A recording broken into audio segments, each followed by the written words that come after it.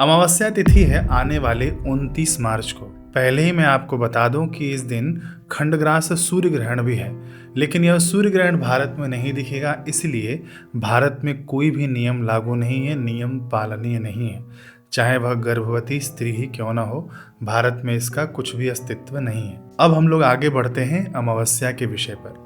चैत्र मास की अमावस्या को भूतड़ी अमावस्या भी कहते हैं, क्योंकि यह मधु मास में यानी चैत्र मास में आती है, इसलिए यह पितरों के लिए बहुत ही खास है। अमावस्या तिथि पितरों को समर्पित होती है और यह तिथि जिस भी गृहस्थ ने अच्छे से संभाल लेना तो उसका गृहस्थ जीवन सुखमय व्यतीत होता है।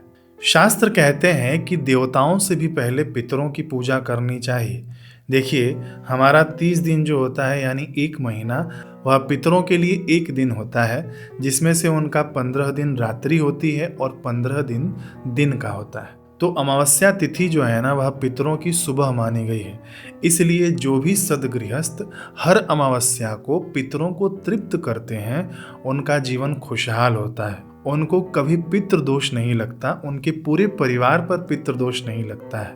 धन धान्य से संपन्न होते हैं, उनके घर खानदान में उत्तम संतान आती है पितरों के आशीर्वाद से।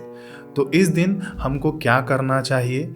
इस दिन हो सके ना तो सुबह 11:30 बजे से लेकर 12:30 बजे के बीच में, यदि यह समय संभव नहीं हो तो आप सूर्योदय के बाद में भी ये कर सकते हैं सुबह सुबह। तो पितरों के निमित्त आपको ना जलांजलि देनी है।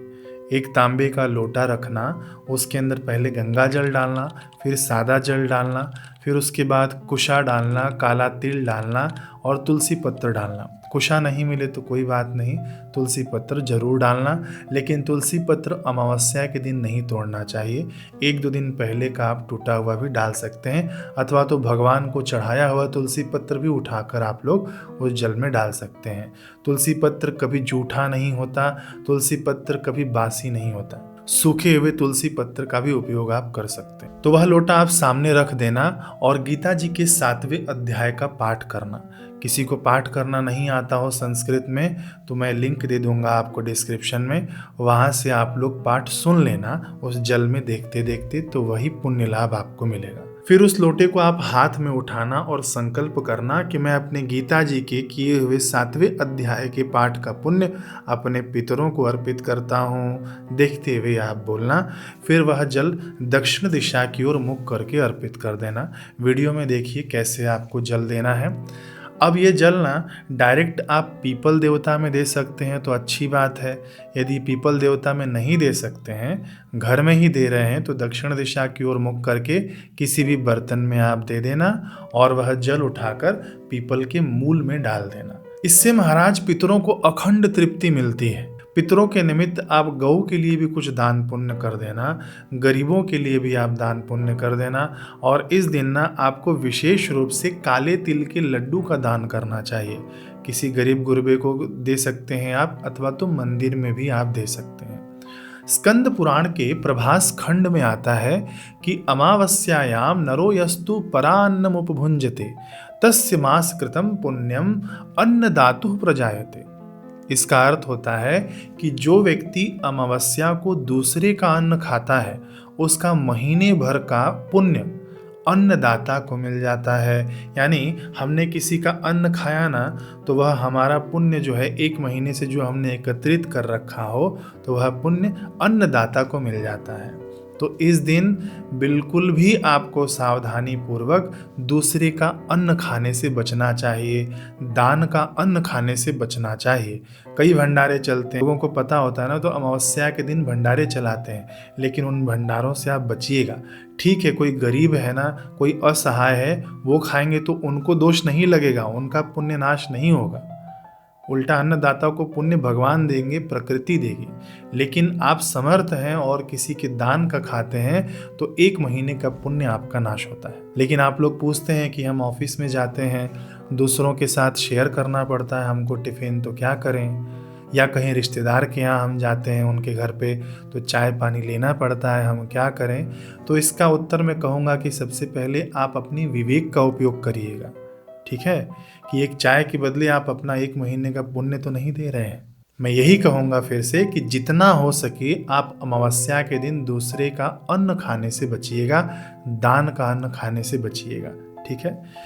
लेकिन पिताजी के घर का, भाई के यहाँ पर ननिहाल पक्ष में, ससुराल पक्ष में और अपने गुरुजी के आश्रम में अन्न में दोष नहीं माना गया है, वहाँ आप बिल्कुल खा सकते हैं। इस दिन आप कहीं मंदिर में भी जाना ना, तो यदि आप प्रसाद लेना तो आप प्रसाद के बदले ना कुछ आप दान भी करके आना मंदिर में। देखिए प्रसाद में दोष नहीं है, ठीक है, लेकिन हमारा कल्याण हो इसलिए हम दान पुण्य कर रहे हैं। इस दिन आप भूल कर भी पत्र पुष्प नहीं तोड़ना।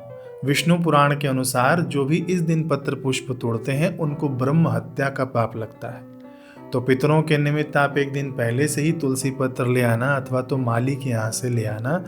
पुष्प आदि जो भी हमको पूजन में लगते हैं वह माली के यहाँ से आप ला सकते हैं, ठीक है। ये जो अमावस्या है ना 29 मार्च वाली, ये शनिवार के दिन पड़ रही है, इसलिए इसको शनिश्चरी अमावस्या भी कहते हैं। शनि के अशुभ प्रभाव को दूर करने के लिए आप क्या करना कि कटोरी में तिल का तेल लेना, ठीक है। स्टील की कटोरी में आप ले सकते हैं, बिल्कुल हल्की फुल्की कटोरी आप मार्केट से ले आना, उसके अंदर तिल का तेल भर देना और उस तिल के तेल के अंदर खुद को देखना। आप अपने आप को उस कटोरी के अंदर देखा जाता है, अपना चेहरा, और वह शनिश्चरी अमावस्या के दिन जाकर आप शनि देव के मंदिर में उसे रख कर आइएगा। कटोरी भी आपको वहीं छोड़ देनी है। इससे क्या होता है ना, ये केवल कभी कभी योग बनता है शनिवार के दिन अमावस्या वाली, तो उस दिन ही आप कर लेना। ये 29 मार्च के दिन योग बन रहा है, तो आप क्या करना, एक कटोरी आप शनि देव के मंदिर में छोड़ कर आना। इससे शनि देव का कुप्रभाव शांत होता है। हमारे जीवन में जो तांडव चल रहा है वो थोड़ा शांत होता है, शनि देव की थोड़ी कृपा दृष्टि हमको मिलती है, ठीक। अब आगे देखिए कि हमारे कुल देवता, ग्राम देवता, ग्रह देवता आदि भी प्रसन्न रहें, इसलिए अमावस्या को इनके लिए भी हमको आहुति देनी होती है। कई जगह पर कुल देवता हैं, कई जगह पर कुल देवी हैं, है ना, तो ये सब प्रसन्न रहे हमारे ऊपर, इसलिए इनके लिए भी अमावस्या के दिन आहुति दी जाती है। हमारे पुराने लोग जो चैनल से जुड़े हुए हैं उनको पता है अमावस्या के दिन हवन किया जाता है, छोटा सा ही है, सब लोग कर सकते हैं। फिर से मैं आपको बता दूं, सामग्री आपको लेना है काला तिल, जौ, चावल, गाय का घी मिल जाए तो अच्छी बात है, चंदन पाउडर, गुगल, गुड़, देसी कपूर, है ना, ये सब चीज़ें आपको 8 चीज़ें लेनी है, और गाय के गोबर का कंडा भी लेना है। कुछ चीज़ें हमने स्टोर पे भी रखी है, वहाँ से आप लोग जाके देख लेना, लिंक डिस्क्रिप्शन में मिल जाएगा आपको। तो इन 8 चीज़ों को आप मिला लेना, ठीक है। गोबर के कंडे को किसी मिट्टी के पात्र में लेना, स्टील के बर्तन में नहीं लेना, लोहे के बर्तन में नहीं, एल्युमिनियम के बर्तन में नहीं, ठीक है। या तो मिट्टी का बर्तन हो, या तो तांबे का अथवा तो पीतल का बर्तन हो। उसके अंदर गाय के गोबर के कंडे को जलाना और उसके ऊपर इन 8 चीज़ों से मिश्रित सामग्रियों से आहुति देनी है आपको। ये 5 मंत्र है, स्क्रीन पर देखिए। तो एक एक मंत्र की आपको 11 आहुति देनी है। ओम कुल देवताभ्यो नमः स्वाहा, ओम कुल देवताभ्यो नमः स्वाहा, ओम कुल देवताभ्यो नमः स्वाहा। इस प्रकार से आपको प्रत्येक मंत्र की 11 आहुति देनी है। ये तो हर कोई कर सकता है और इसे घर में ही करना है। सभी सदस्य मिलकर करें, घर के बीचों बीच करें ब्रह्म स्थान में, अथवा तो घर के पूजा के कमरे में कर सकते हैं आप, ठीक है। यदि सभी सदस्य नहीं कर सकते हैं तो जितने भी हो जाएं एकत्रित, वह सब एकत्रित होकर इसे करें। इससे घर में पॉजिटिव आइंस बनते हैं, हमारे स्थान देवता, कुल देवता, ग्राम देवता सब प्रसन्न होते हैं इससे।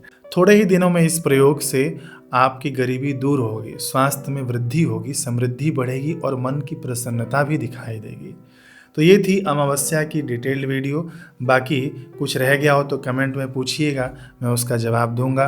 और आखिरी में मैं आपको बता दूं कि कई कमेंट आते हैं कि नज़र उतारने की विधि बताइए, क्या क्या सामग्री लगती है। तो नज़र पोटली हमारे टीम मेंबरों ने स्टोर पर रखी हुई है, उसका लिंक मैं आपको दे दूंगा, डिस्क्रिप्शन में देखते हुए जाइएगा। बाकी फिर से मिलना होगा तो सब्सक्राइब भी करके जाइएगा। हरे कृष्ण।